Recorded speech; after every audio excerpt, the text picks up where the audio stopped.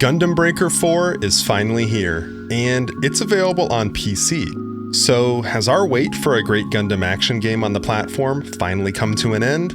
Let's find out. Now, full disclosure, this was actually my first time playing and experiencing a Gundam Breaker game. I know a little about the series, enough to know that Gundam Breaker 3 was pretty beloved and New Gundam Breaker was, yeah, not so much. Of course, I'm a huge fan of the Gundam franchise and have sunk tons of hours into a lot of the older, somewhat goated Gundam games like Zeonic Front, Federation vs. Zeon, Encounters in Space, and many more. So I was excited to see how this latest installment stacked up to some of my all-time favorites. Plus, I've built a few Gunpla kits in my day, so I figured this one would be right up my alley.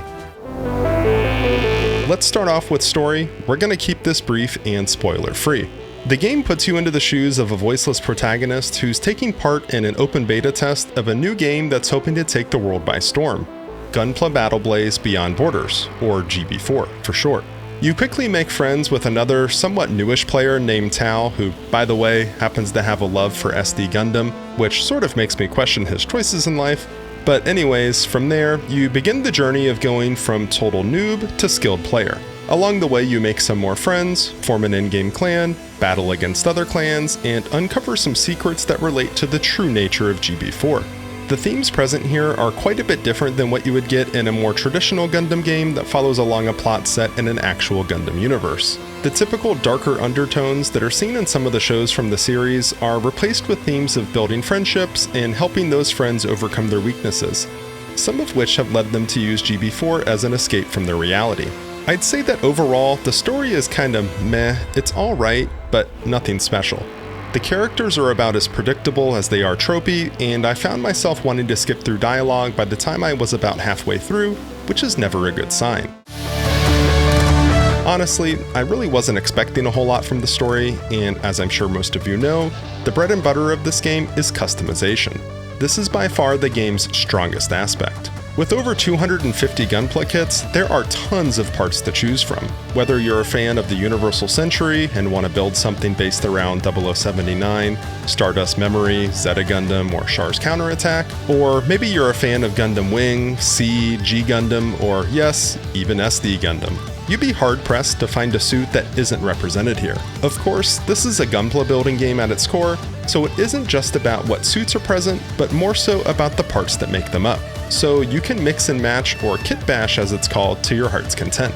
Parts are broken down into various slots for you to customize. Headpieces, chest pieces, arms, legs, backpacks, melee and ranged weapons, and even extra builder parts can all be swapped around freely. So you can choose to either rock a suit that stays true to the universe it originates from, or mix and match to create an amalgamation of parts from various Gundam timelines. Parts also have levels and rarities associated with them. Depending on where you source them from, be it from a drop from a mission or purchasing a kit in the in-game store, they could be at a fairly high level in rarity or at the absolute bottom of the barrel. In the beginning stages of the game, you really have no choice but to just equip the highest level parts you get as drops, as long as you can stand them visually, of course. But thankfully, once you progress into the story a bit, you gain the ability to synthesize or upgrade the level of parts, which really lets you pick and choose how you want to build your Gunpla.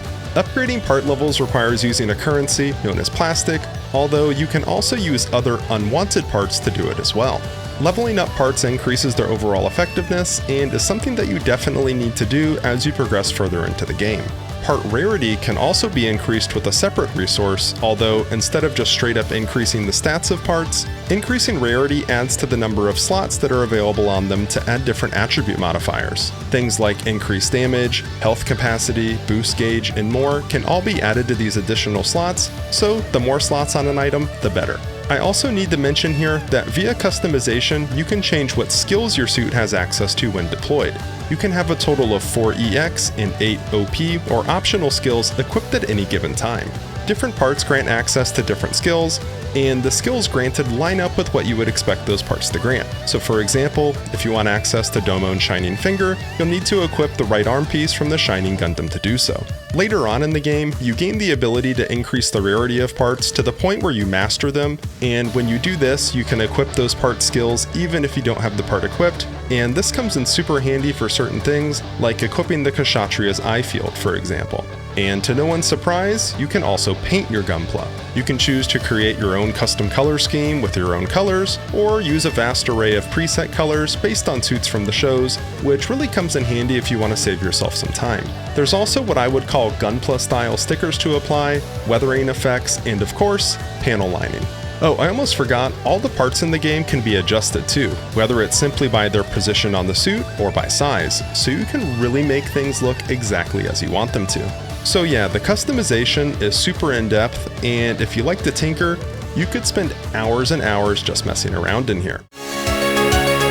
Alright, let's move on to gameplay. First, we'll break down how gameplay is actually set up and accessed. When you load in, you're thrown into the GB4 lobby, where you can do things like access your garage for customization, or the diorama mode, which we'll touch on later, visit the shop, or access the mission desk. The mission desk is where you'll find yourself deploying into the various game modes the game offers: story, quests, bounty hunter, and later, survival. The gameplay loop that you'll experience the most when deployed is what I would call the 3-wave system.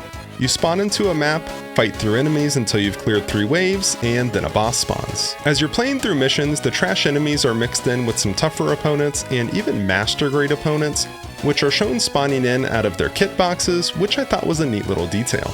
The game features a hit and break system, presented as a combo meter on the right hand side of the screen, and it incentivizes you to string together chains of hitting and killing enemies in order to get the highest score possible to S-rank the mission. Doing so is important if you want to get the most amount of parts to drop as possible. If I had to describe the combat feel of the game though, I would say it's fun, but repetitive. The fact that the hit and break combo system is present sort of kept pressure on me throughout my playtime to play through maps in a very aggressive, non-stop action style sort of manner to ensure that I got an S rank. It didn't feel quite as repetitive as, say, Dynasty Warriors Gundam to me, but it definitely felt a little fatiguing after a while. Of course, you don't have to play in this manner, there's no true need to S-rank everything, but I'm the type of person that will always strive for something like that if it's present, so I did, and I think it made the gameplay have a very rushed feel to it at times.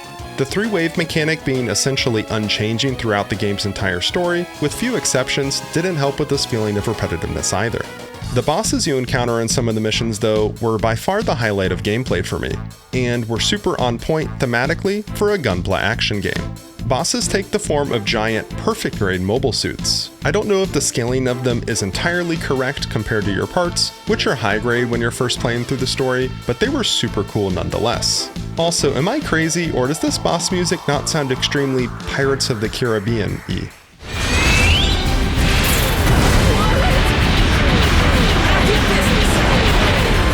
Going up against Grandpa Gundam, Unicorn Gundam, Burning Gundam, and more, in their giant forms was a nice change of pace, even if the boss fights were relatively straightforward. They essentially boil down to unloading as much DPS as possible, hitting targetable weak points when they appear, and dodging extremely telegraphed attacks. I don't want to come across like I'm saying I dislike the gameplay. I really enjoyed trying out different EX and OP skills, especially the one and only "This hand of mine glows with an awesome power!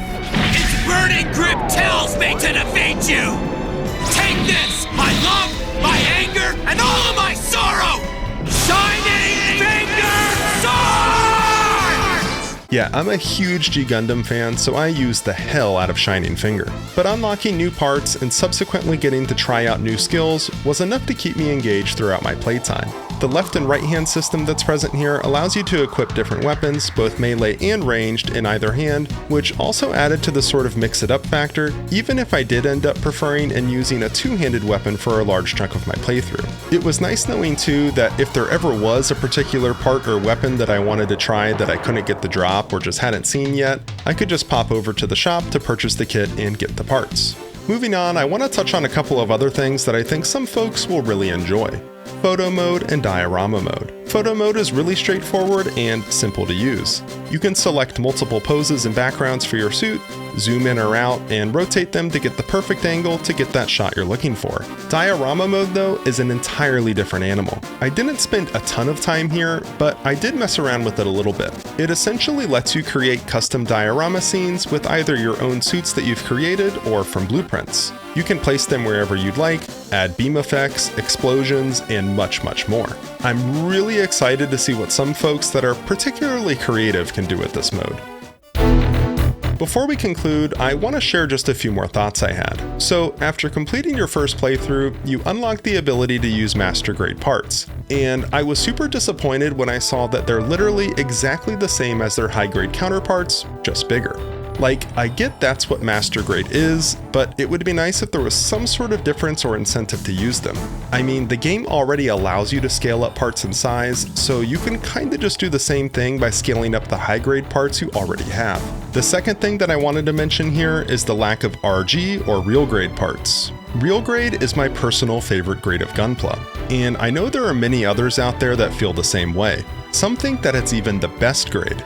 So the lack of any sort of representation here is kinda odd. I would love to see this implemented in the future, although I'm not sure if that implementation would take the form of just a visual difference or if it would be related to part power level. The next thing I wanted to mention is related to the shop. I feel like there was a bit of a missed opportunity when it comes to purchasing Gunpla kits. I was really expecting to see some sort of cool animation where like the box pops open and you see the parts of the kit lying in it, or maybe even see them get sort of speed assembled in a quick little animation. Something like that would have been an amazing detail. My final thought here is actually a positive one. I really enjoyed the presentation in the game. It looks great, sounds good, runs well, parts and effects look as I would expect them to, and the game has a sort of mild tilt shift effect going on that further adds to the Gunpla look of the game. Alright, verdict time. First question, is this now my favorite Gundam game? Hell no. Next question. No, seriously, all joking aside, while the game is good, I would say, I still prefer a number of other Gundam games over this one. Maybe it sneaks into the top 5, but it's certainly not in the top 3 for me. Next question. Would I recommend this game at full price? This is actually a little easier to answer than I thought it would be. If you're a big Gundam fan, absolutely. Bonus points if you're into Gunpla. Playing around with the customization alone is worth it in my opinion. But if you're just looking for a new mecha action game to pick up and play though, I would say no. If you're not super into Gundam, I think you'll find that the gameplay gets repetitive rather quickly, and the customization aspect may not be enough to keep you going. Let me know your thoughts on the game down below. As always, thanks for watching. Until next time.